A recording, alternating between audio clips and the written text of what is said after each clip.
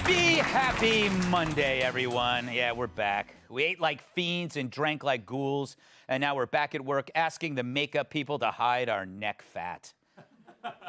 Except for Kat.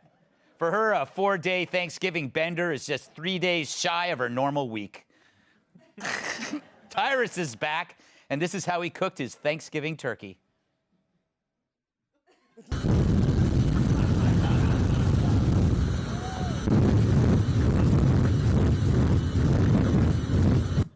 There we go. Joe Mackey is here. Good to see you, Joe. Yeah. Oh, he gets applause. He was just on tour. He just got back. Here's one audience reaction to his stand-up.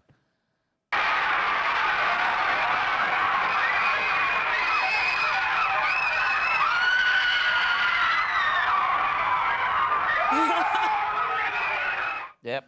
Was that good? Now, sometimes in the media, you end up in dangerous places. The weird thing is, often the dangerous places the media goes to were mainly created by the media themselves. It's like someone having a bad acid trip. It's totally self-induced. Kat understands. Take last year's riots. The media bravely covered it, calling it mostly peaceful because nothing says mostly peaceful like a man shot dead protecting his business. That giant lie handicapped the police, so they couldn't do a damn thing to stop the riots without being accused of attacking mostly peaceful protesters. The media protected the mob, so the cities burned and people died. And this moved beyond the riots to a nationwide crime wave, because as long as you dismiss the crime, you create more crime. You can do it with words. Here's a recent tweet by CNN. Waukesha will hold a moment of silence today, marking 1 week since a car drove through a city Christmas parade, killing 6 people and injuring scores of others. So, a car drove through a parade. Not a racist madman, but a car. Thank God it didn't have a driver. It could have been worse. This from a network that takes pains to uncover any human responsible for a silly meme that hurts their feelings. But here, a massacre is caused by an inanimate object. They'd blame it on a curling iron if they thought they could get away with it. And suddenly, the media is no longer interested in domestic terrorism. They'll also label a black politician a white supremacist. But when the suspect has more racist social media than Louis Farrakhan, it's the car at fault. But you get it. When you're in the media, identifying who is responsible must be avoided if it makes you seem racist to the activist class. So focus on the object and hope the public is as stupid as you think it is. You can run over a Christmas parade and kill twice as many people as the Boston Marathon bombers, and they'll call it an accident. The soft bigotry of low expectations turns into crime and murder because they believe minorities aren't responsible for themselves. Now we have organized looting. The question isn't why it's happening, it's why the hell not. If you're a criminal, it's like stealing Stevie Wonder's French fries. This risk is tiny compared to mugging or drug dealing. Here you can easily overrun a business and steal $900 worth of stuff per person. That's the law in California. So forget robbing a guy coming off a shift at Arby's. All you get is $50 and you end up smelling like a roast beef sandwich. They now have decriminalized crime and the risk is nil. They might as well advertise it on TV. It's Black Friday every day and everything's marked down 100%. The first 100 customers busting through a storefront window gets a flat screen and victim status. The media will say don't call it looting because that's racist. Perhaps even covering these crimes at all is racist too.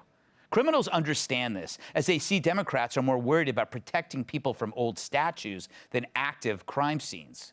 As retail dies, Amazon must be grinning until the next wave goes after their drivers. They'll be the new stagecoaches, but instead of guns, their drivers will defend themselves with bottles of urine. Now, if you're in the media, chances are you're protected. As I tape this show, we have security. They make sure the fans in this audience don't attack me, which happens when you're this sexy. Some nights I feel like Tom Jones trying to get to his dressing room at the Sahara. You 80-year-olds know what I mean. But we have security, especially when we go outside, like when Jesse gets his hair cut. Supercuts can get chaotic, especially since Jesse never tips. But what happens to those who try to protect the media from the story that they try to cover? Kevin Nishida, a security guard, was shot and killed trying to protect the KRON TV news crew while covering a smash and grab in the Bay Area.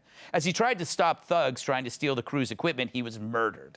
He was a former cop who just retired. He had a wife and kids. Unlike AOC's criminals, he was actually trying to feed his family. Will this wake the media up that crime is out of control when those helping you cover it lose their lives?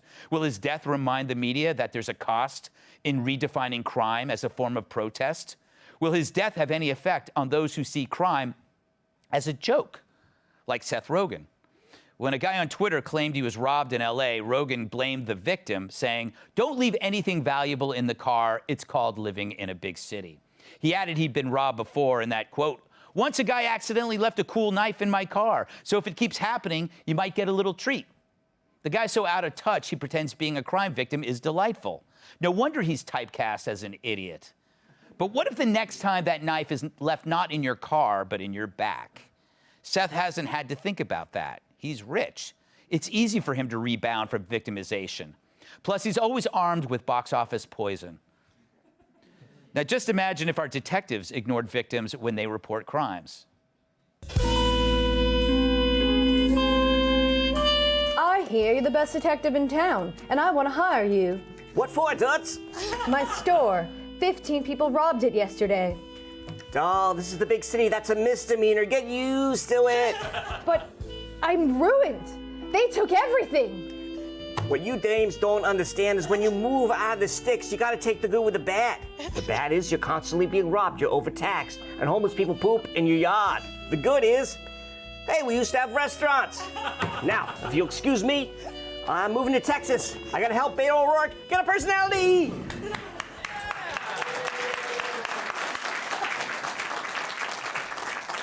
I have no idea what accent that was, but I liked it. Now, maybe the media should consider the sacrifice made by people like Mr. Nishida so they could cover their stories. Nishida was shot dead by a thug. Or as CNN might describe it, a bullet drove through the air and struck a man who happened to be in its path.